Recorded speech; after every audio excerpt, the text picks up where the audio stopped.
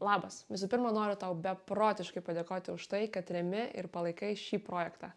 Tu neįsivaizduoji, kiek daug tai reiškia man ir visai mūsų komandai. Linkime gero žiūrėjimo, jeigu kils bet kokių klausimų, visą laiką drąsiai klausk komentaruose ir mes pasistengsime juos atsakyti. Grįžtam po pertraukėlės. Pakalbam apie dar vieną dalyką. Kodėl žmonės, kurie praktikuoja jogą, eina to visų sąmoningumo, dvasingumo keliu, gal ne žmonės, bet kodėl yra toksai susidaręs įspūdis, kad tai yra sekta. Ir, irgi buvo dabar tokia situacija, buvau jogos festivalyje ir einu aš ten, vis tiek, kadangi atvarai viena į festivalį, tai stebi tą aplinką, žiūri visą kitą. Yra tas momentas, kai pasižiūri, keistuoliai galvoju. Ir tada galvoju, bet ir aš čia. Vadinasi, ir aš tokia pati keistuolė. Vadinasi, ir mano, kaip pasakyti, ir aš lygiai tokia pati, bet kodėl taip yra? Tas visas sektos tokia... Nes labai daug žmonių bijo eiti į jogą, bijo eiti į visus šitus dalykus, dėl to, kad jiems tai atrodo, kad tai yra sekta. Matai, aš negaliu sakyti už visus kitus žmonės, bet galiu pabandyti įsivaizduoti, taip, žinai, susitapatinti ir paįsivaizduoti, nes kai kurie dalykai ir man atrodydavo mano kely pradžioj, nes mes buvom tokie Kauno jogos studijoje, dirbom sportininkai, visi, žinai, tokie raumeningi, špagatus daro, viską daro, pasitempia, lygiai vaikšto ir papuolėm į Švanados mokyklos satsangą ir ten, kaip jie vadinasi, kirtana, ar ne, kur dainuojamos mantros vakarais. Ir suprantate, tie žmonės, jie labai nuoširdžiai tas knygelės atsivertę, dainuoja tas mantras. Supranti, o aš tai sakydavau, jau mantrų, tai aš gyvenime nesakysiu. Toks supratimas yra mano tada, taip. Ar ne? Ir aš žiūriu, ir jie ten labai dainuoja, ir jiem labai gerai, ir, žinai, akys į viršų. Ir, tikrai atrodo kažkokių išprotėjusių žmonių kompanijoje. Keistuoliai. Tai yra iš vienos pusės, nes visada yra keletas pusių, ar bent jau 12 pusių, iš kurių gali žiūrėti. Tai iš vienos pusės tai yra, žmonės tiesiog daro, kas jiem rezonuoja gyvenime ir patinka tam jų kelio etape. O tavo kelio etape to nėra. Tai tau atrodo, kad durneliai čia kažką tai daro gal. Iš kitos pusės tai gali būti atliekama bet kokia paprasta praktika su fanatizmu. Ir tai atrodys vėl, žmogus užčiuopia, truputėlį jaučia, ar ne, kur kvepia fanatizmu. Bet gali ir paprasčiausiai žmogus, jeigu jisai sėdi ir kvepuoja, tai viena, tai kita šnervė, kažkam gali atrodyti, kad jeigu jau 3 taip kvepuoja, tai yra sekta. Taip kad tu supranti, čia, kaip pasižiūrėsi. Bet jeigu yra įtraukimas kitų žmonių prieš jų valią, aš manau, kad daugelis sektų pasaulyje pasižymi šitą savybę, kažkaip užgudrauti, užmanipuliuoti ir pritraukti tave kažkokiu tai savo naudingu tikslu, tai žinau, kad taip yra. Ir tai su joga nieko bendro neturi. Absoliučiai. Todėl, kad joga yra konkreti metodika ir įrankis, kaip pažinti save ir išsilaisvinti iš savo kančių. O visa tai, ką daro, tai daro žmonės. Žmogiškasis faktorius. Todėl galvoti ir analizuoti kritiškai nieks nedraudžia. Galvokit patys. Bet niekada nesmerkite kitų, nes jeigu jisai ten, tas žmogus ten yra, vienas sukūrė tą sektą ir manipuliuoja, o kitas ten į tą tinklą pateko ir tam buvo panaudota joga kaip priemonė, tai reiškia, jie tą turėjo gyvenime patirti. Jokio smerkimo. O ką tu su tuo darai, tai kelk savo klausimą. Taip. Bet buvo, irgi, ne toks momentas, su to ypatingai su to kirtanu, su tom visom mantrom, kai pirmą kartą papuolė. Bet paskui, kai nuėjau į kursus ir kaip dėstytojas, kuris gerai išmano sanskritą ir turi ten mantrų guru Indijoje, astrologas tas mokytojas buvo, jisai mums labai aiškiai paaiškino, kas yra mantra ir kas yra sanskrito kalba. Ir kai paaiškino, aš supratau, kad ojojoj, kaip aš ją sakysiu, ir aš suprantu, ką mes ir kalbėjom, kada tu supranti, kaip tas įrankis veikia ir ar tau jis yra reikalingas, kada reikalingas, vėl pavyzdžiui, Viskas be fanatizmo ten. Aš į dieną ten 5 valandas, 10 metų sakau mantrą ir čia mano šventa praktika. Aš visada klausiu, ką tau tai duoda, koks rezultatas. Vien daryti dėl darimo kažką, tai nematau prasmės. Žinai įrankį, tarp kitko, sanskrito kalboje kiekviena raidė atitinka tam tikrą energinį kanalą. Ir kada tu sakai mantrą, atitinkamą raidžių junginį, aktyvuojasi tam tikri energiniai kanalai tavo kūne ir gyvybinė energija pradeda cirkuliuoti kitaip, padeda pasišalinti tiem visiems blokam kažkokiem, ar ne, fiziniam, energiniam. Ir tai yra paprastas, aiškus įrankis apvalyti savo kūną ir nuraminti protą. Ir mantra gali būti dėmesio koncentracijos objektas. Viskas. Naudok tik tiek, kiek reikia ir tada, kada reikia. Bet tai yra geras įrankis. Grįžtant dar prie jogos. Tai jeigu reikėtų taip apibendrinti ir pasakyti, ką jums, visą laiką irgi sakot, ką tau duoda ta joga, ką jums davė joga?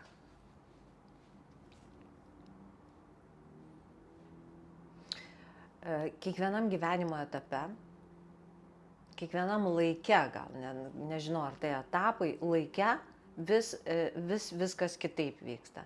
Net tą pačią asaną praktikuoji 20 metų ir visą laiką ją naujai pažįsti. Todėl, kad tu transformuojasi per šitą įrankį. Tai yra transformacija. Man asmeniškai tai yra transformacija. Tai yra išėjimas iš savo vis palaipsniškas, pabrėžiu, išėjimas iš savo neišmanimo. Iš savo tamsos, iš savo nesuvokimo, iš destruktyvių proto ir emocinių būsenų. Ir šitam pašėlusiam, greitam, dinamiškam pasauly aš galiu atrasti savo ramybę, savo centrą, harmoniją.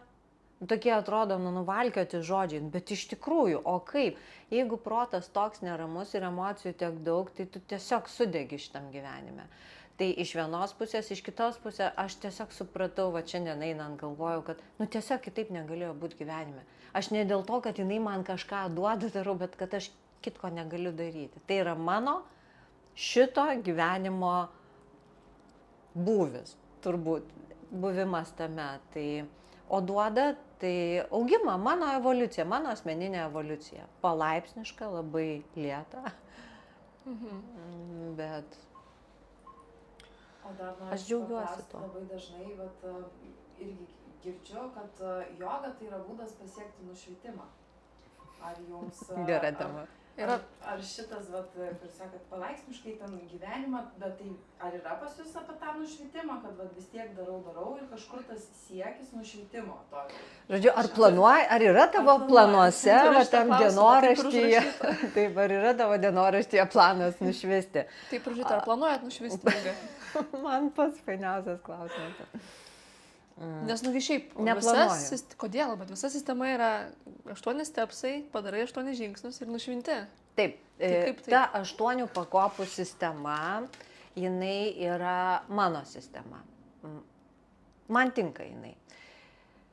Ir gal dėl to, kad man apskritai patinka sisteminis mąstymas, sisteminis darbas, tai čia man yra aišku. Iš esmės tos visos pakopos, jos tarsi dirba vienu metu, bet turi ir atskirą kažkokį savo stipresnį etapą.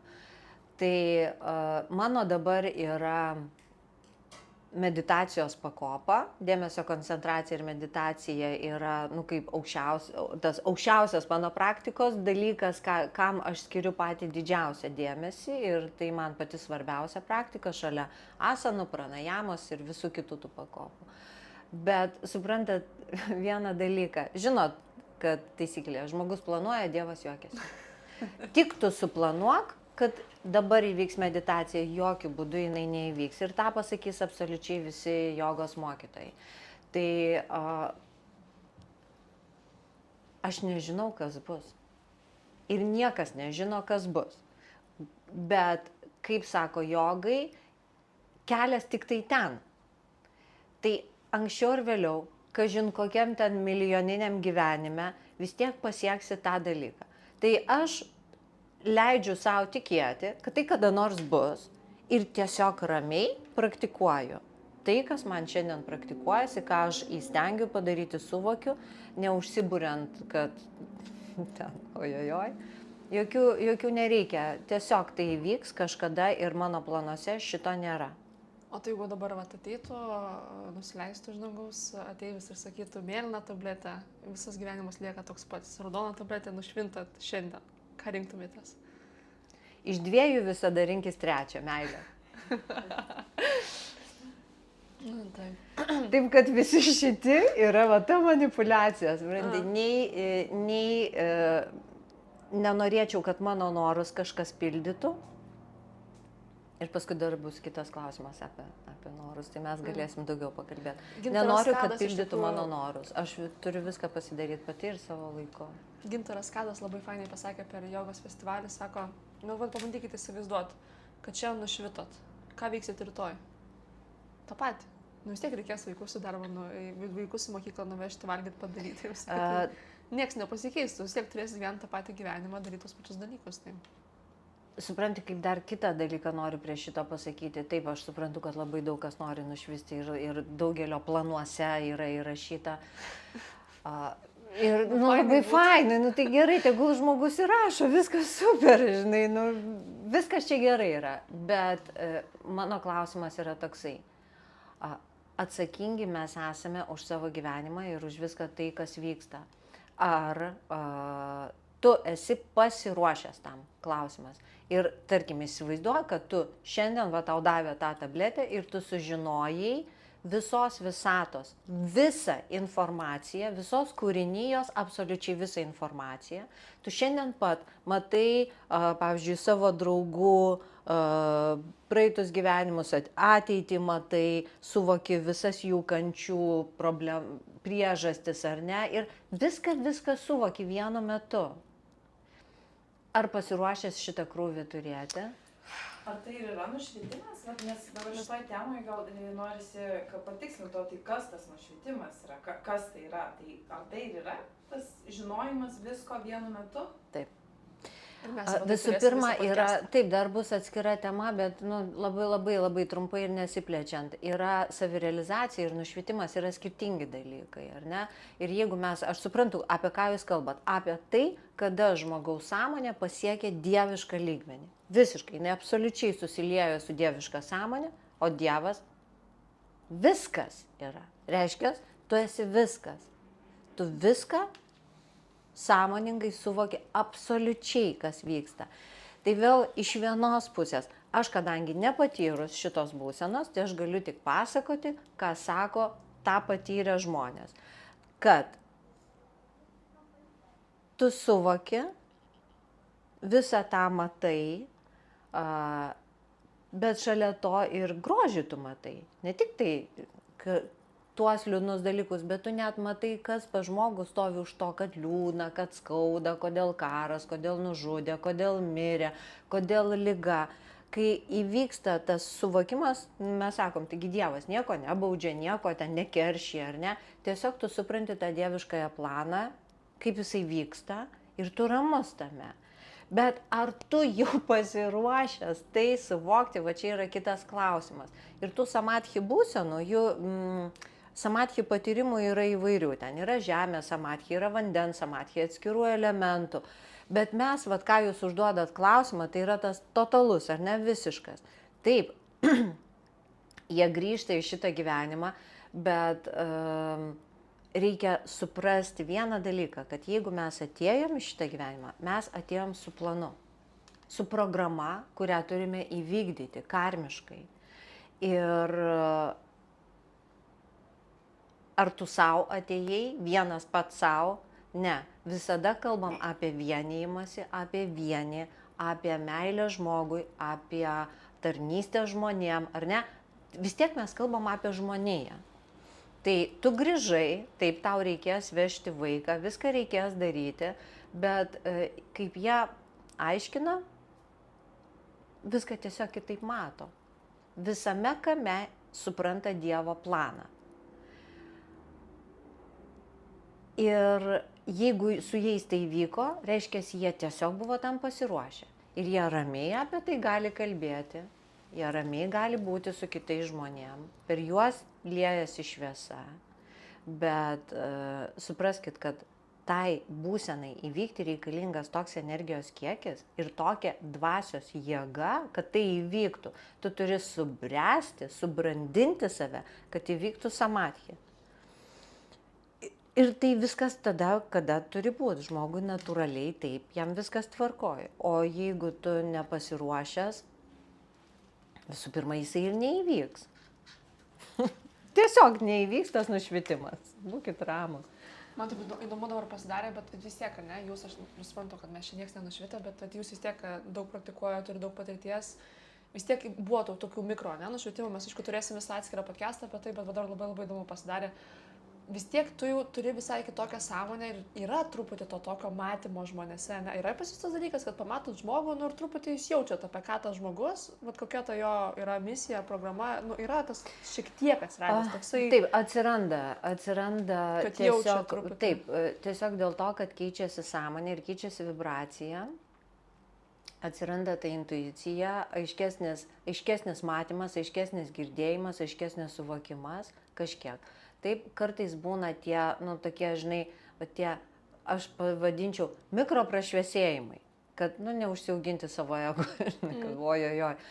Taip, tiesiog nušvinta sąmoniai kažkoks suvokimas, arba va, tas jutimas, tas tikrai vystosi, kartais skambina, jau tu žinai, kas skambina, žinai, kad tu atsidarys duris, įeis tas žmogus, bet nėra prasmės už to kabintis, nu, kas iš to? Nieko iš to, nu tiesiog nujauti ir viskas. Taip, truputėlį lengviau dirbant šitą darbą, kurį aš dirbu, lengviau mum yra, nes tu žmogų tarsi paskaitai iš jo kūno, ne iš tos kalbos, kur ten taip pajudėjo, tai reiškia taip, bet tu tiesiog jauti, ar ne, energetiškai kažkaip jauti. Nežinau, kaip tai pasakyti, bet tas atsiranda gebėjimas. Nuojauta. Nujauti kažkokius tai ateities dalykus, tiesiog žinai ir viskas.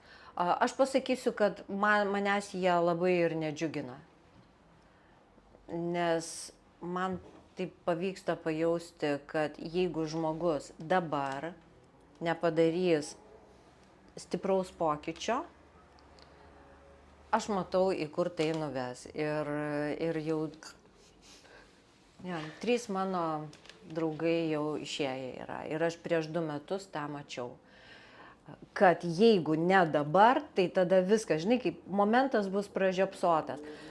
Nieko aš negaliu sakyti, tiesiog gal taip ir turėjo vykti, bet aš tą pajuntu prieš kažkokį tai laiką, arba jau prieš kokie 16-17 metų man atsitiko taip, kad aš pradėjau sapnuoti, jeigu susapnuoju kūdikį, miršta artimoje aplinkoje, draugų, šeimos žmogus. Ir po šiai dienai pas mane šitą informaciją ateina ir aš nuo to džiaugiuosi, man labai gerai. Gal aš geriau jos ir nebūtų.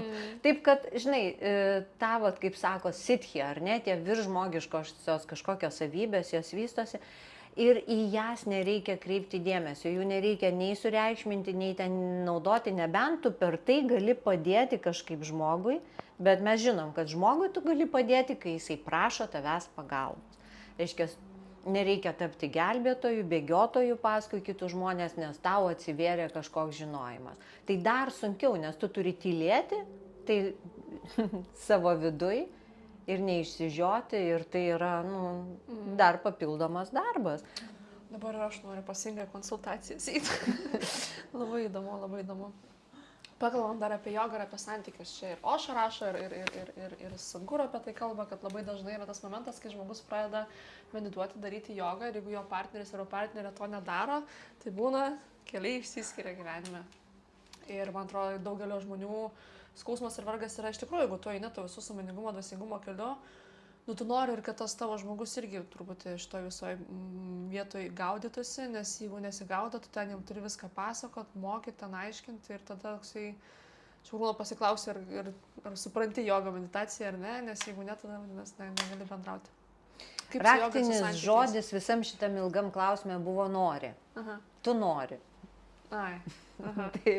Tai šitą aš atkreipsiu dėmesį, bet taip, šita tema yra opi ir variantų per mano stebėjimą, nes šalia manęs vis tiek daug žmonių ir daug šeimų ir daug visokių variantų ir aš stebiu ir yra labai labai įvairiai ir visaip.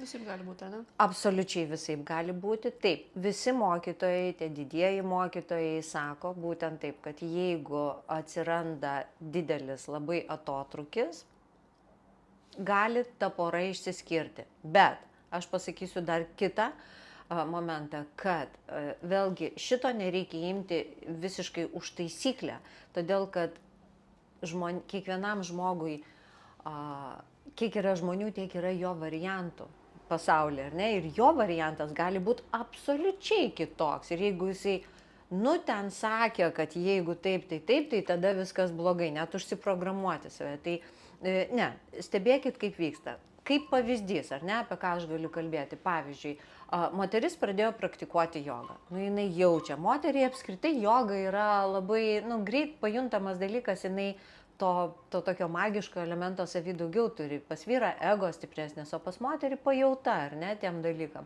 Ir pradėjo praktikuoti jogą. Ir jai reikia važiuoti ir į retrytą, paskui reikia į kursus, paskui į stovyklą, paskui į Indiją jinai nori važiuoti. O vyras jos visą tai finansuoja ir dirba, kad jinai šalia visų kitų išlaidų, jinai galėtų nuostabiai savo skirti laiką ir keliauti, nes visą tai kainuoja. Taip? Ir jisai rūpinasi, kad jo mylimoji galėtų daryti, kas jai gera gyvenime. Tai dabar kaip? Skirsis ją. Jis ją palaiko, jis laimingas, kad jinai džiaugiasi gyvenimu. Kad tik skaičiau apie Marką Tveną šią savaitę. Markas Tvenas taip mylėjo savo žmoną, jinai buvo labai labai dievabaiminga ir jautri, o jis ten mėgdavo ten ir grubiau pasakyti kažką, bet jau ten nei vieno grubaus žodžio ir labai reaguodavo, jeigu jau ten kokį velnevą jis pasakydavo, tai jinai labai bardavosi ir jautriai reaguodavo. Ir jis taip priprato ją rūpintis, ar ne, ir taip elgtis, kad žmonai būtų gera. Kai jinai susirgo, nežinau kokia liga, bet stipriai labai susirgo, tai jisai pakabino ant langų grafikus paukščiam, kada jie gali čiulbėti, kad netrukdytų jo žmonai ilsėtis. Supranti? Su humoro jausmu čia viskas buvo, kad net paukščiai turi tada čiulbėti, kad jai būtų gerai. Tai jeigu vyras sudaro sąlygas, jis praktiškai dalyvauja tame procese. Jie abu praktikuoja, jis dėl jos stengiasi, kad jinai galėtų. Ir praktika, pokytis vyks pas abu. Greičiausiai taip.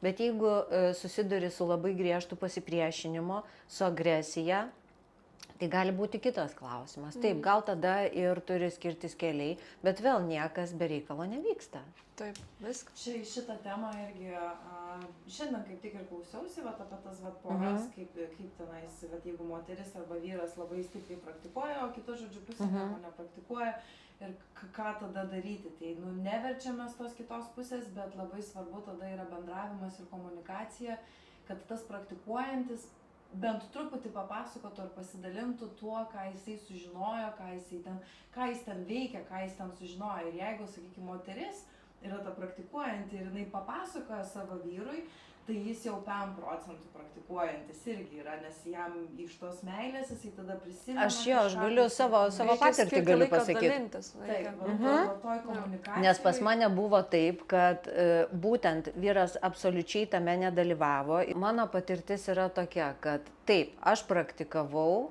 ir mano vyras to nepraktikavo.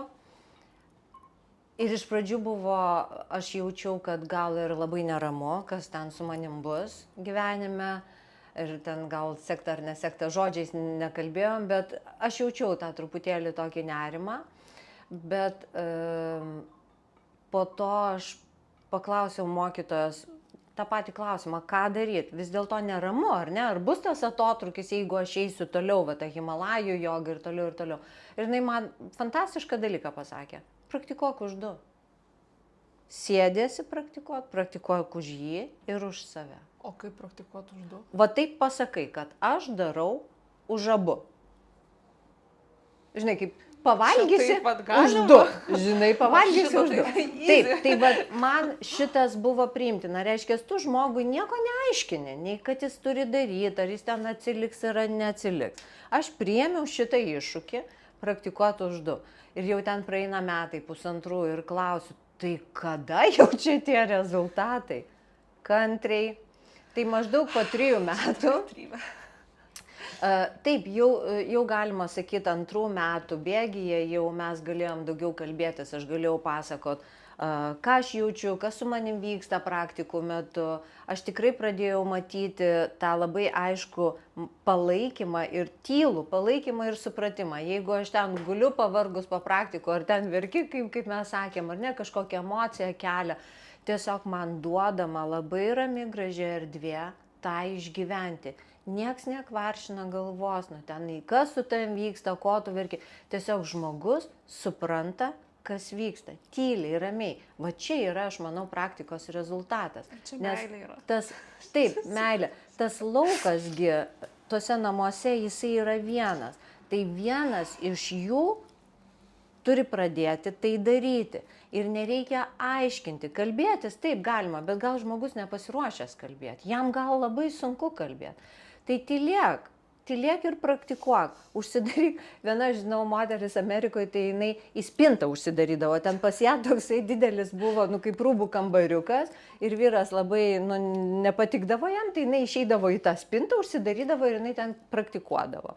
Taip, bet ta intencija, kad nieko tu neprievartauji ir niekam nieko neliepi.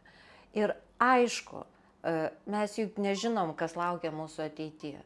Gal vieną dieną tas žmogus jūsų tylės, atsistos, pasiims batus ir sakys viskas, daugiau negaliu, kvėpuok tu čia viena. Ir šito tu nežinai, gal ir taip gali įvykti. Bet jeigu tu nuoširdžiai žiūri, va tom širdies akim žiūri į savo artimą žmogų, tai mano galva niekaip blogai baigtis negali. Tai yra nuoširdumas, gerumas, atvirumas, pokalbis, taip, pasižiūrėk, kiek žmogus pasiruošęs. Paklausk, ar jam įdomu, ką tu veiki. O gal jis sakys, taip įdomu, aš tiesiog laukiu, kada tu papasakosi. Švelniai, minkštai, po trupučiuką. Ir rezultatai, na aišku, visokie gali būti. Labai šitas geras pasidalinimas buvo, labai palėtė. Labai, jo. Praktikuokit už 2. Taip. Jo. Gerai, pakalbėkim apie praktikas, kurias darote jūs, kurios yra kertinės, esminės, svarbiausios jūsų praktikos, tos, kur, ką darotės? Dabar. Taip. Nes kiekvienam laikė kitaip yra. Taip. Dabar pas mane yra nemažai tokios aktyvios tai či cigūno stiliaus mankštos. Rytais? Tai yra ir rytais, ir vakarais. Tai yra dinaminiai, labai atpalaiduotų, laisvų kūno judesiai. Tarp kitko, aš juos vadinu plaukikų pratimais. Kai lankiau plaukimą, mes būtent šitaip ir mankštindavom, kad būtų visiškai laisvas. Nes jogoje labai daug griežtų, tokių tikslių griežtų geometrinių judesių, asanų laikymo. Ir tam, kad palaikyti pusiausvyrą kūne, aš labai daug darau, kaip labai daug į dieną, minimum 40 minučių darau va šitos mankštos. Jinai padeda išlaisvinti, prajudinti kūną, bet jinai yra meridianų mankšta, tai ne raumeniui atlieku, bet tam tikrom energetiniam struktūrom, aišku, raumenys, sąnariai, raiščiai dirba vienareikšmiškai. Jinai labai ir atpalaiduoja, ir suteikia džiaugsmo, ir kūną daro tokį, paslankų. Toliau eina asanos. Tai skaity 40 minučių mankštos. Toliau asanos. Šitaip kiekvieną dieną? Išskyrus šeštadienį, sekmadienį. Šeštadienį, sekmadienį aš asanų nedarau, fizinių tų pratimų.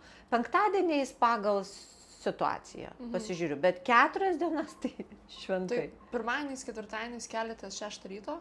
Ne, tikrai nesikeliu 6 ryto. Keliuosi tada, kada išsimiegu. Be žinto. Kartais reikia keltis, kada dukrai į mokyklą vežti, tai tada su žadintuvu. Bet dažniausiai pabundu prieš žadintuvo skambėjimą, bet dėl viso ko tegul būna.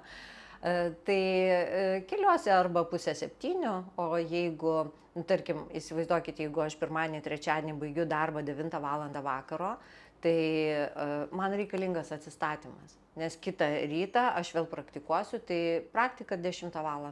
Pradedu praktikuoti. Nuvažiuoti dukrai į mokyklą, grįžtat namo, namai tušti, Taip. smilkaliukas, Taip. žvakytė. 9:30 jau nuo 9 aš jau galiu judėti, va, taip. Bet man reikia išlaukti to momento, kada kūnas pasakys, jau pasiruošęs. Jeigu to nėra, aš nepraktikuosiu.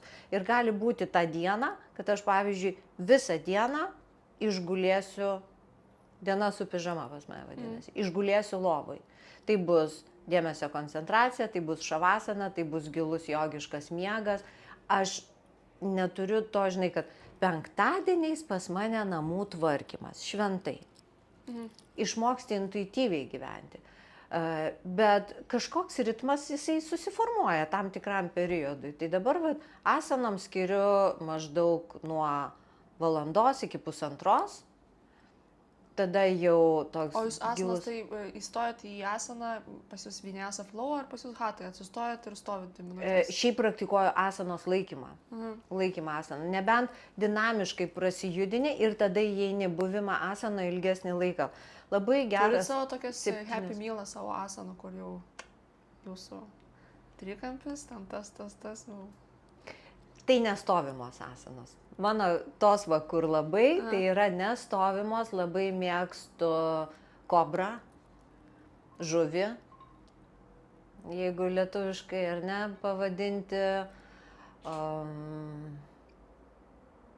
pasilenkimus. O šiaip tai, nežinau, turbūt viskas labai, labai smagu. Sunkiausia iš visų tai ta, žinai, atvirkščia lenta, kur turi keltis iš nugaros. Tai visą laiką galvoju, o Dieve, jau vėl šitą atėjo. Tai tokia man sunkesnė jinai, bet kažkaip nežinau. Kiekviena asana turi savo šarmą, bet labai mėgstu kobrą. Ir aišku, pranajamos. Šiek tiek, šiuo metu aš daug nekvėpuoju. Jeigu ilgai kvėpuoju, tai yra ujjayi, arba tiesiog kvėpavimo stebėjimas, o visų pranajamos formų kvėpuoju labai neilgai. Ir tada didžiausią dėmesį skiriu dėmesio koncentracijai ir būsenai be minčių. Tai mano praktika dabar top, aukščiausias, tai yra praktikuoti būseną be minčių. Ir tai yra pati sunkiausia. Gali ten 100 kobrų padaryti, bet būti be minčių ilgą laiką yra sunku. Stebėti šitą, pastebėti yra nemažas darbas, bet man jis dabar pats įdomiausias. O kodėl pranajamų nebe tai praktikuojat? Pranajamą praktikuoji tam, kad gautum energijos, pranos, kad energiją subalansuotum. Jeigu tu palaikai energijas balanse, tai tau nereikia daug dirbti. Žodžiu, dirbti reikia tik tiek, kad tu turėtum tą rezultatą, kurio reikia. Nėra prasmės atlikinėti asanų, jeigu jų nereikia atlikinėti, taip ir pranajamą. Buvo laikas taip, kai pranajamai skirdavau į dieną valandą arba 2. Dabar man tiek nereikia, man užtenka pakvėpuoti 5 minutės ir aš jau susitvarkau, ką man reikia susitvarkyti. Tai kvėpuoti dėl to, kad kvėpuoti aš nematau prasmės. Tai kvėpuoju tol, kol įvyksta man reikiamas susicentravimas kūne arba kol aš gaunu reikiamą energijos kiekį, kuris bus reikalingas kaip kuras dėmesio koncentracijai laikyti. Nes medituoti ir dėmesį koncentruoti reikalinga energija. Todėl reikalingos asanos ir pranajama. Taip, dabar dar tokį klausimą turiu. Šitą klausimą noriu paklausti nuo jogos mokytojų kursai, tai čia jau praėjo daugiau negu metai. per jogos mokytojų kursus kalbėjot, kad kai einat į didesnius susibūrimus, kur yra daugiau žmonių, užsidedat apsaugas. Ir ten nesakėt, kaip jas užsidedat, bet dabar, kadangi jau turiu progą ir kadangi vis tiek jau šita dalis mūsų yra kontribį rėmėjams, tiems žmonėms, kurie jungiasi į mūsų tą tokį artimesnį, intimesnę bendruomenę, tai gal papasakosit. Labai paprastai viskas. Susisegu plaukus. Tada yra kvapai. Tai visi sakraliniai eteriniai aliejai, jie turi savyje apsaugą, taip pat, tie visi spigliuočių, bet aš tai naudoju rožės kvapą. Jūs tiesiog eterinį aliejų? Tiesiog eterinį aliejų. Rožė, apskritai rožė yra vienas iš stipriausių dalykų, kuris duoda atsparumą bet kokiam iš išorės ateinančiam negatyvui, subtiliam, bet kokiam. Tai gali būti rožės kvapas, tai gali būti rožės, gali laikyti rožę, gali rožės eterinį aliejų pasitepti. Tas kvapas, jisai, apskritai rožė yra labai mistinis, sakralinis augalas ir jinai turi va tą apsaugą, tuo pačiu ir kiti sakraliniai aliejai. Tai kvapas, tada papuošalai. Papuošalai labai gerai, čia bendraja ir aš tą naudoju, bet ir visiems, jeigu kam įdomu, tai yra sidabras ir varis, yra kaip apsauga. Auksas yra laidininkas, jis praleidžia, o sidabras ir varis yra tas, kas apsaugo. Ir nepaslaptis, kad, žiūrėkit, randama ten kernavyje, apyrankės, visi papuošalai kur buvo? Ant kaklo, ant riešų, ant čia vat, kur alkūnė, ant juosmens, tai yra kur mūsų, ant galvos, visur, kur yra čakros energiniai centrai, kur gali būti kažkoks subtilus vibracinis pažeidimas, yra dedami papuošalai. Tai varis ir sidabras. Žiedai, tas toksai apvalus blynas, labai gerai varinis arba sidabrinis, kur širdies centras yra, nes jau jeigu širdis užsidarys, tai visai prastai, tada jau sunku ir mylėti. Tai va, apsisaugoti sidabras ir varis yra labai gerai. Ir žiūrėkite, visi variniai mūsų lietuviški papuošalai, gintariniai papuošalai buvo, jie geri. Dar vieną mintį labai įdomią Indijoje, nes matėt, Indijoje labai moteris, apskritai rytuose labai daug papuošalų. Ir mes, kai buvom Indijoje, sakom, o tiesiog važiuoji kalnuose ir moteris, ten vyrai skaldo akmenis, o moteris dedasi ant galvų ir neša kažkur tos akmenis. Ir jos visos su daug apyrankių, ant kojų, ant rankų, čia, nosi, visur. Ir mes sakom, kodėl Indijoje moteris tiek nešioja papuošalų? Sako, tai yra apsauga. Kada tu žiūri į moterį, tu daugiau papuošalus matai ir tu neįeini į ją taip, jinai tokiu būdu apsisaugo, nukreipdama per papuošalus savo dėmesį. Tai vat man buvo tokia irgi naujiena, ką aš tada sužinojau. Bet kaip įdomu, dar toks tiesiog intuityvus dalykas. Aš, pavyzdžiui, niekados gyvenime nemėgau aukso, visą laiką buvo sidabras. Vienas toks momentas, čia kaip džindžiai sertifikatas, niekados nebuvo auksas, visada buvo sidabras. Ir yra tas momentas, pavyzdžiui, kad aš išeinant, man būtinai reikia užsidėti, bet aš kai grįžtu namo, man būtinai reikia nusimti. Tavasi, man nebereikia visiškai. Bet kai būnu su žmonėm, bet jeigu aš lieku viena, viskas mane nervuoja, aš negaliu, aš kai dirbu, kaip įdomu, taip intuityviai ir po to viskas atrodo. Ir rūbai. Dar vienas dalykas, tai yra kvapai, papuošalai ir rūbai. Rūbas jisai yra, žinai, kaip tas, šarvas tavo. Tai gali būti, kad tu jauti, kad būtent šito rūbo reikia tau kaip apsauginio, kartais kaip jėgos rūbo reikia. Tai... Mes su draugiam irgi, kai varom kažkur tais į festivalius, tai vadinam tokius dalykus vaibo drabužiai. Būna arba vaibo batai, arba vaibo skrybėlė, kur apsirengė. Tai va lygiai taip pat yra apsauga. Ir tu iš karto kažkokį tais tokį... Taip, tu pasislėpi, tu save paslėpi už to rūbo, jisai tave tarsi atstovauja. Ir tavęs nelabai matosi, kas ten yra po to. Turim tokius kaubojus batus, kur dalinamės per festivalius, mes į tos batus įšokam ir sakom, vaibo batai dabar, opa, iš karto nuotaikos daugiau būna. Taip, teisingai. Ar manifestuojat? Ne. Ar gyvenime esat užsiminėjus kokiamis nors manifestavimo praktikomis? Niekada. Nieko. Kodėl? Prasmės nematau. Bet žinot visą šitą konceptą, ne? Kad dabar čia labai ant bangos yra, visi manifestuoja. Nu, ką tu gali pamanifestuoti? Nu, prasimanifestuojam visokių nesąmonių, žinok, tikrai.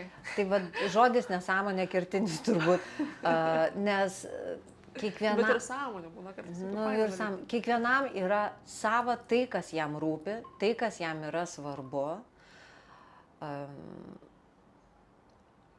Aš domėjusi truputėlį, galvoju, nu, tai ką dabar mąsčiau šitų klausimų ir, nu, tiesiog gyvenu tai, kas man rūpi. Aha.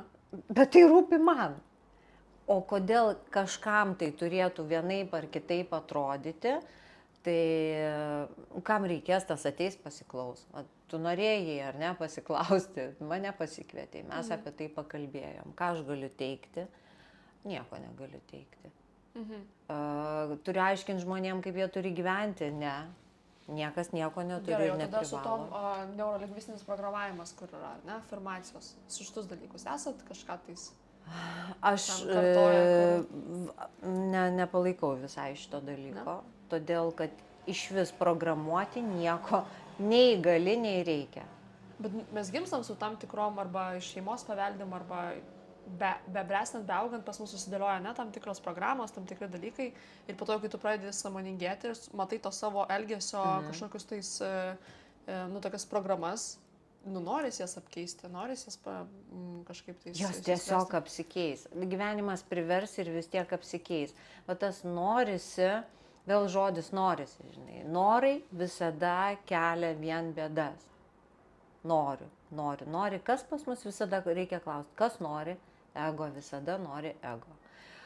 Todėl, jeigu mes, vat, kaip tu sakai, programos, apskritai mes ateiname į gyvenimą su viena didžiulė programa, kurią mes pragyvename. Tai vienaip ar kitaip jinai įvyks. Supranti? Ir tas, kas turi susilaužyti, išsivalyti, susikur situaciją tam įvykti. Todėl nereikia nieko, žinai, jokios vėliavos imti į rankas ir eiti garsiai nieko skelbti, nes tiesiog sulauk tos situacijos sąmoningai, ateis momentas ir tai viskas įvyks. Ir tai yra tik tau. Tik tau.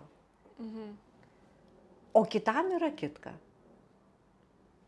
Todėl geriausia yra priimti viską, kas vyksta, nes tu prisiemi Dievo rolę, supranti. Tu žinai, kaip visatoje čia toj kūrinyje turės įvykti. Nieko mes nežinom. Žino tik jisai. Tik aukščiausia jėga ir jinai sudėlioja taip, kaip kiekvienam reikalinga pragyventi. O mes žmonės prisiemam Dievo rolę ir paaiškinam, kaip kitas turi būti, arba kaip žmonės turi galvoti, arba kaip jie visi turi daryti, ar būti geresni, ar negeresni. Tai visi praeinam šitą etapą, manau, gyvenime, žinai, tą tokį, eisiu pasikauti už tiesą ir aš žinau, kaip turi būti pasaulyje. Bet aš iš to išeidinėju. Ir jeigu dar kažkur atgarsis iš praeities, žinai, ir įvyksta gal mano kokioj kalboj, aš sąmoningai išeidinėju iš viso šito dalyko. Tai net per jaunatis, per pilnatis nieko nedarot. Nepagalvojat, kad... Per pilnatį aš žinau, kokią praktiką geriau, tai yra horizontalios padėtys negu vertikalios, o per jaunatį geriau vertikalios negu horizontalios. Energetiniam lygmenį. Ties to. Baigit. Nes čia labai tokie subtilūs dalykai, aišku, bet vat irgi žmonės dabar tokia yra labai tendencija. Ko klausiu, kalbu, nes jaunimas dabar labai apie tai gyvena, labai toks trendas yra TikTok'e, Instagram'e, ar ne. Sako, kai tu gimsti su tavo močiutė taip darė, tavo mama taip darė ir tada mes vadinam, kad tu esi tas žmogus savo giminėje, savo kartoj, kuris atėjai tam, kad sulaužytum šitą programą ir turi pakeisti, ir čia vos ne kaip tavo tokia irgi ta didžioji programa, ir dėl to tu ir dirbėsi ir sprendėsi tos dalykus ir išsitrauki iš savo pasąmonės tos visas programas, jas pasižiūri, tam bandai apkeisti savo tos prisiminimus per hipnozės visokias ir visokias regresinės terapijas, tam, kad pakeistum ir tam, kad taip nebebūtų. Supraskit, viskas įvyks tada, kada turi įvykti. Jinai pati pasikels tą nesąmonę, kurią reikia pakeisti. Jinai pati pasikels. Viskam yra savo laikas. Ir taip, jeigu mes kalbam apie giminę ir programą, taip, mes savyje, kaip jogai mokina, kaip astrologija mokina, nešame, sakoma, 7, ten kiti dar 12 kartų iš tėvo, 7 kartų iš mamos, 7 kartų, ar 64 protėviai, dabar neprisimenu, ar ne, 7 kart 2, 14. Žodžiu, ten juos padidinus, suskaičiavus, daug gaunasi tų protėvių, 7 kartų iš tėvo ir iš mamos protėvių mes turime savyje informaciją, bet supraskime, kad ta informacija yra energoinformaciniam lygmenį, genetikoje mūsų yra įrašyta ir mes tarsi turime tų protėvių informaciją savyje. Taip, va, tai ir glūdi pasąmonėje. Dabar einam krapštyti viską, ką turim. Į archeologinius kasinėjimus. Ir 3 kart per savaitę krapštom.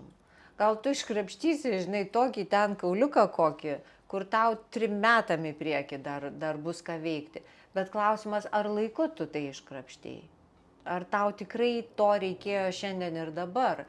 Tai ir ar tu pasiruošęs tai informacijai, kurią tu sužinosi. Ypatingai aš apie hipnozę. Nieko nesakau nei prieš, nei už, visi tegul patyrinėja savo, bet mano visada yra vienas klausimas. Kiek tu pasiruošęs sužinoti savo informaciją, pavyzdžiui, kuo tu buvai praeitam gyvenime, arba kuo praeitam gyvenime buvo tavo tėtis. Ar tu susitvarkysi su tą informacija? Antras klausimas, o kas iš to? Geriau žiūrėti, kas dabar vyksta. Dabar mes su tavim vyksta pokalbis, mes su tavim kalbam. Na tai ir kalbam, o paskui vyksta kažkas kitas. Dabar atsisėskim ir pažiūrėkim tavo, žinai, 15 metų atgal ir iškrapštykim viską, ką turim. Ir įsitraukim. Ir traukiam dabar, taip, ir traukiam. Tai neškim atsakomybę už kiekvieną savo veiksmą. Aš suprantu, kad tas gali atrodyti, kad žiūrėk, kaip bus gerai, tu išsivalysi. Taip, mes jogoj valom savo karminę tą visą samskaras, tą informaciją. Ta prasme, kad mūsų uždavinys, praktikuojant jogą, yra apvalyti savo neigiamą karminę patirtį. Tai yra, kas mums kelia realiai kančią gyvenime. Bet tai vyksta natūraliai, kaip ir su tuo valgymu kažko, nevalgymu, gėrimu, tai vyksta natūraliai. Tu praktikuoji, žiūri, va dabar, va ta tema. Gerai, einam šitą temą transformuoti. Tiesiog pats gyvenimas tau atnešant lėkštutės padeda tą temą, jeigu tu praktikuoji. O eiti ir krapštyti iš savęs per negaliu nereikia, bet jeigu atėjo tam laikas, taip, krapštyk, iškrapštyk, tai reiškia susivok. Ko šitą situaciją nori. Labai paprastai, atėjo kažkoks, kaimynė tavo atėjo, apšaukė tave, sudaužė tau čia kokį stalą supykus ir išėjo. Ir tada, tau davė gyvenimas tą situaciją. Tai ir mąstyk, kas dabar įvyko, mąstyk. Kodėl šiandien tau lūžo stalas ir kodėl pyksta ant tavęs kaimynė. Ir klaus, ką tu per tai turi suvokti. Tai aš šitaip suprantu visą tą kelią. Viskas duodama čia ir dabar, nes kai pradedi knistis praeitį, susergi depresiją, kai pradedi galvoti apie ateitį, atsiranda baimės. O čia ir dabar, ką visi mokymai kalba apie čia ir dabar, ir visa tai lieka vėl kažkokiam popsiniam lygmenį, bet čia ir yra praktika, kas dabar su tavim vyksta ir ką per tai turi suvokti. Ir suvokimas jis transformuoja, ne viską reikia ten, žinai, kaip per tarką tarkuoti, per skausmą su krumpliais kraujuotais. Tiesiog kartais suvoki ir tai visai ištirpsta. Taip, praktika, metodas, dalykas, kuris jums yra svarbiausias arba jūsų dvasingumo kelyje turėjo didžiulę įtaką. Čia kai būna tie tokie, pavyzdžiui, nes negirdėjau pasidalinimo, daug ką būna tos krijos, toksai didžiulis įvyksta. Taip, šitas įvyko su krijom. Šitas krijos, labai. Krijos buvo pats didžiausias smūgis gerąja prasme ir sujudinimas. Ir man buvo... Čia tik paaiškinant tik tai žmonėms, krijos yra kvėpavimai. Ne. Krija apskritai verčiasi kaip... pratimas arba veiksmas. Ir kad būtų aiškiau, tai tie, kurie jau įsivaizduoja, ar ne, kas to jogoj daroma, tai kad yra kažkokia jogos poza, toliau yra pranajama, krija susideda maždaug iš penkių praktikų sudėtų į vieną krūvą. Tai tarkim, viena yra asanos, kita yra pranajama dalis, toliau yra mūdros. Tai mes žinom, kad ten kažkaip taip laikoma liežuvio galiukas, ar akys suvestos ten kažkur. Taip, tai yra vidiniai tokie energiniai judesiai, kurie vadinasi mūdros. Toliau yra dėmesio koncentracija drišti, kur atliekant tą pratimą tu koncentruoji dėmesį. Ir dar 5 technika, bandhos vadinamos, tai yra lietuviškai užraktai, kada ten įtraukiamas pilvas, laikomas dubens dugnas ar smakras, ten viršutinis, vidurinis ir apatinis užraktai. Ir jeigu sudėti, daryti iš tų 5 technikų konfigūracijas, pavyzdžiui, asana, bandha ir ten pranajama, ar ne, kažkokia iš 3. O jeigu visos 5 sudėtos, tai tada toks turbo pratimas gaunasi ir labai galinga technika, kuri per trumpą laiką atlikimo, mes jas praktikuodavom nuo minutės iki 3, maksimum iki 5 minučių vieną pratimą, bet iš tų visų 5 elementų ir praktika gaunasi labai galinga. Jinai, toks kaip buldozeris, žinai, pravažiavo. Man toks irgi įvyko tas toksai susivokimas, kaip sako, kaip ir apie tai kalbam, kad turi priaugti ir tam tikra informacija pasidaro aiškiai, ateina mokytas, ateina patirtis, visą kitą. Aš atsimenu, mes apie krijas irgi kalbėjom jogos mokytojų stovykloj ir mes klausom, man vis tiek neaišku buvo, kas tos krijos. Ir va dabar man pasako ir man dabar viskas aišku. Ir toks atėjo laikas, pasirašai, tavo smegenis, kūnas galiau pasiruošęs priimti tą informaciją, dabar, tai čia viskas aišku, čia va tą sujungia, tai yra kryja. Taip, tai ta joga, žinai, kaip sakau, mokykitės ratais visą laiką. Pasiėmė kažkokią knygą, ar pakalbėjai, ar pabuvai, girdėjai, gerai, tarsi įsidedu, bet nieks neaišku. Praėjo laikas, vėl dar kartą ratą prasuki, jau daugmaž įsivaizduoju apie ką. Vėliau dar kartą ratą suki, viskas aišku. Tada jau dar vieną ratą suki, žiūrėk, jau tu tą praktikuoji.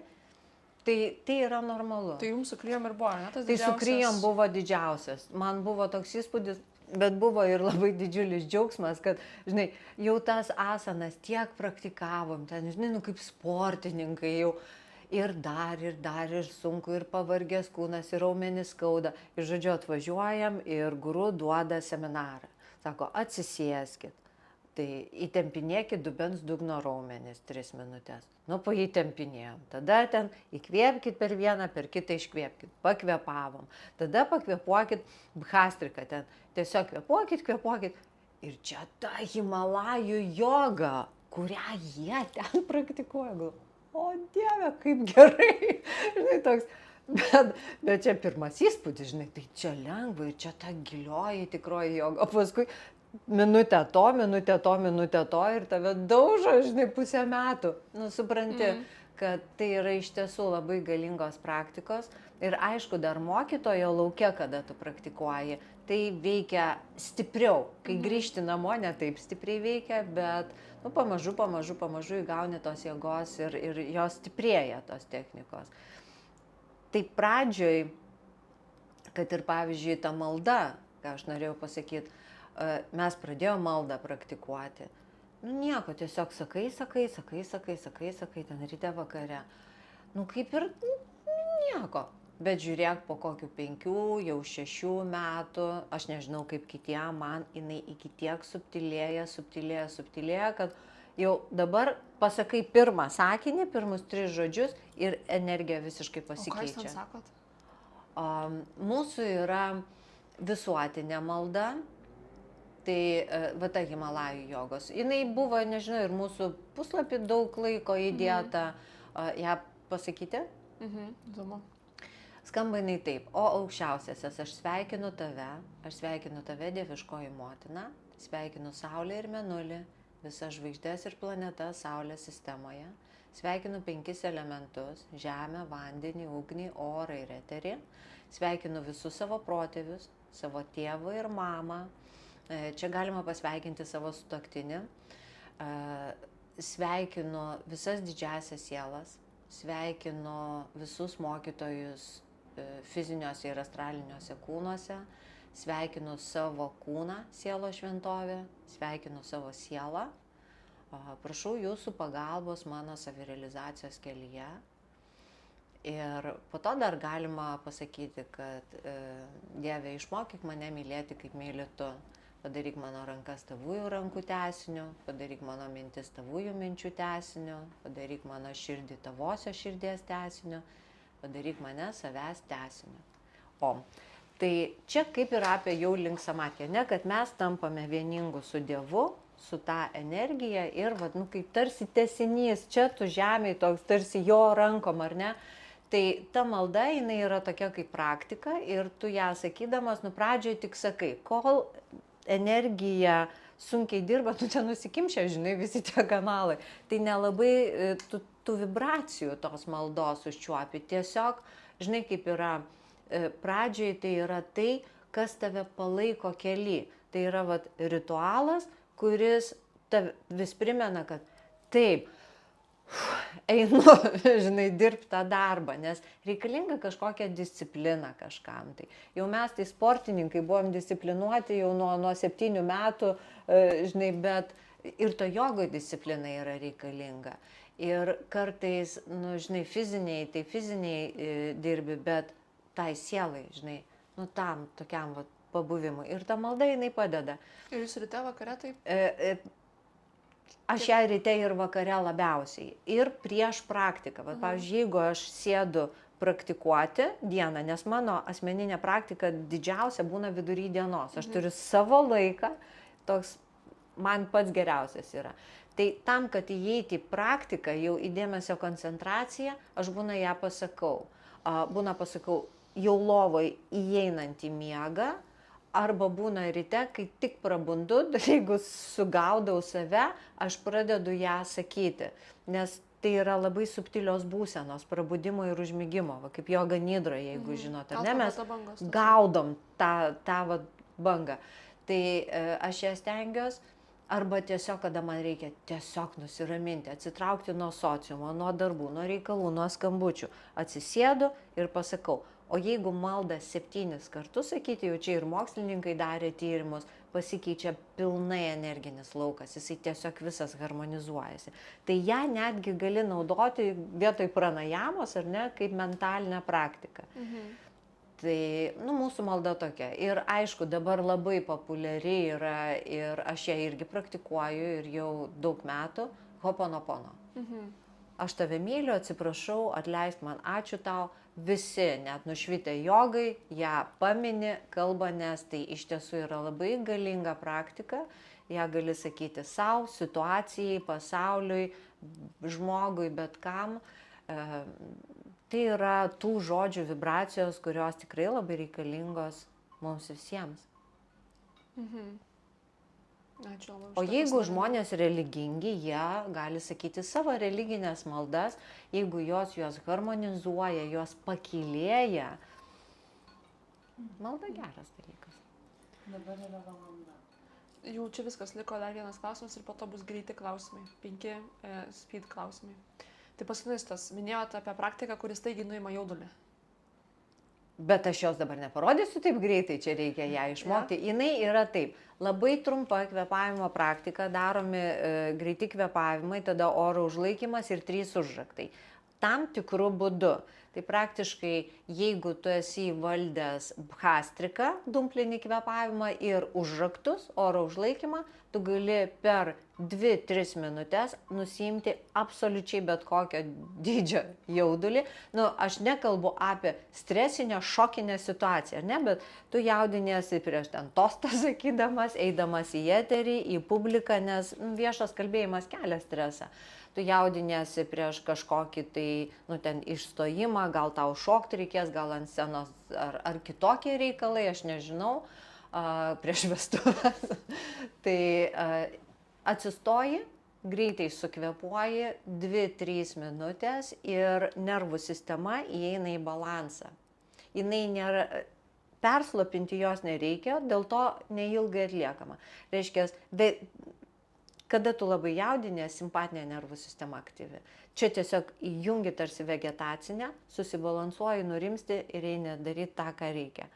Tai vienam jogos čempionate viena moteris Labai, mes dviejose ten dalyvavom, patys organizavom kažkada ten jogos čempionatas, parodomoji programa su muzika. Ir iš lankytojų žmonės ruošiasi ir jinai sako, Inga, sako, taip jaudinos, man viskas dreba, rankos, kojos, kaip aš padarysiu, sakau, stok greitai kvėpuojam. Atliko ir žinokit, jinai užėmė pirmą vietą lankytojų tarpe. Tai tikrai veikia ir aš pati tą naudodavau. O tu kaip pakvėpuoji bastriką, tada užrakinimo labandą? Va dabar aš nesakysiu, todėl kad reikia parodyti. Jeigu mes pasakysim ir žmonės bandys kažkaip tai daryti, tai galima ir ne taip, tai mes galim pasilikti kokiam nors mūsų renginiui, kada būsim jau pasiruošę ir skirti laiko, išmokinti nuosekliai, gražiai šitą pratimuką. Sutarta, taip ir padarysiu. O kam dabar jau dega, tai individualiai prašau pas mane. Stay tuned. Gerai, dabar bus greiti klausimai, kuriuos reikia atsakyti su vienu sakiniu. Ką anksčiau labai vertinot, o dabar visai nebevertinat? Aš truputį galiu pagalvoti. Pagalvok, žinoma. Karjera. Mano širdis sudužo šitoj vietoj. Bet čia mano, ne tavo. Aha. Kokį patarimą duotumėt jaunam jogos mokytojui? Mokytis būti mokytoju. O jogos mokiniui? Tapti mokiniu. Iš tikrųjų tapti mokiniu. Prieš tampant mokytoju reikia tapti mokiniu. Kodėl, dar vieną sakinį, galima, kodėl jogos mokytojui pasakiau šitą, todėl kad dabar labai dažnai yra išmokstama praktikuoti jogą ir tampama mokytoju. Tai mokytojas yra visai kitas dalykas negu jogos praktikuotojas. Tai man šita tema rūpi, kad žmogus ne tik mokėtų praktikuoti jogą, bet žinotų, kaip mokyti kitą žmogų. Tai šitą galima. Taip. Turėsim irgi dar, man atrodo, šitą vieną podcastą temą, kur taip, šita tema aktuali jogos yra. Mokytojas, instruktorius, jogos treneris. Koks patarimas yra pats blogiausias, kokį esate girdėjusi? Jokio. Visi patarimai geri? Aš žinok, tiek krapščiau savo atmintį, kas man ką nors blogo gyvenime patarė, aš neradau. Nu, nėra tokio, kur kartais pagalvoja, kad nesąmonė visiškai. Nu, jeigu žmogus pasakė, aš iš to vis tiek galiu išspausti, ką nors gero. Supranti? Vienas iš patarimų, kurie man, jeigu taip, gal ne man asmeniškai jie buvo pasakyti, bet kurį aš girdžiu visuomeniai, kad remkitės tik tai mokslu. Tai man atrodo, kad tik tai mokslas yra ribotas ir kad yra mokslininkai atsiremia patys nemažai į kažkokias tai sienos, ne už kurių jie kažko negali paaiškinti, bet tai kažkaip egzistuoja. Tai vat man, kad tik tai mokslas viską žino, tai man atrodo, kad tuo remtis būtų neteisingas patarimas. Taip. Jeigu galėtumėte išpildyti bet kokį norą, visai nesvarbu kokį, koks tai būtų? Neišpildyčiau jokio. Čia kalba kito žmogaus norą. Jūsų. Jūs savo turite norą. Galimybę pasaulyje, visatoje pakeisti, padaryti vieną dalyką. Negalima, nieko nedaryčiau. Ne, ten nesutvardytumėt ego žmonių. Ten. O jūs žinot pasaką apie auksinę žuvelę, ko baigėsi? Ne. Ne, tai paskaitykite pasaką apie auksinę žuvelę. Esmė ta, kad norai yra mūsų proto dalykai ir aš labai praktikuoju išėjimą iš bet kokių norų. Sudėtinga. Nu, bet fainai panorėti. Panorėti ir po to gauti. Paskui jau atsinori, žinok. Atsinori? Jau paskui nusibosta. Nu, žiūrėsim, kaip tam bus. Jeigu galėtumėt, aš tai ir paklausiau jau apie tą panaikinti, pakeisti. Nieko nekeistumėt žemėje? Nieko ne. Aš negaliu kištis, todėl kad keisti gali tik tai. Nu, bet jeigu taip galėtų. Ne. Nu, gerai tada. Tai ką, šiandien baigiam. Ačiū labai. Dėkoju. Primenu, kad Inga yra jogos mokytoja, jogos akademijos įkūrėja. Su joga gyvena jau beveik 30 metų.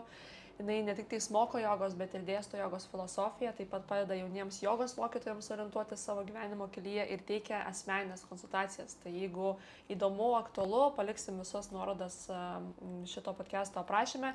Drąsiai rašykite Ingai, kreipkitės, tikrai Inga visą laiką randa laiko padėti tuo, ko gali. Ir ačiū labai, kad klausėt, kad žiūrėjot. Ačiū Inga. Dėkui visiems. Ačiū, Gintarė, labai. Ir ką, susimatysim kitais kartais. Taip. Valio! Pirmas podcastas. Valio! Ir vėl klausai manęs, vadinasi, sužiūrėjai visą podcastą ir aš esu belenkai dėl to laiminga. Jeigu kyla bet kokių klausimų, rašyk komentaruose, mes pasistengsime visus juos atsakyti. Dėkoju tau, kad remi Spiritual Wellness Club ir tiki šią idėją. Aš ir toliau dirbsiu, kad nenuvilčiau tavęs, pasijungiam ryšį, palaikom ryšį ir iki kitų kartų.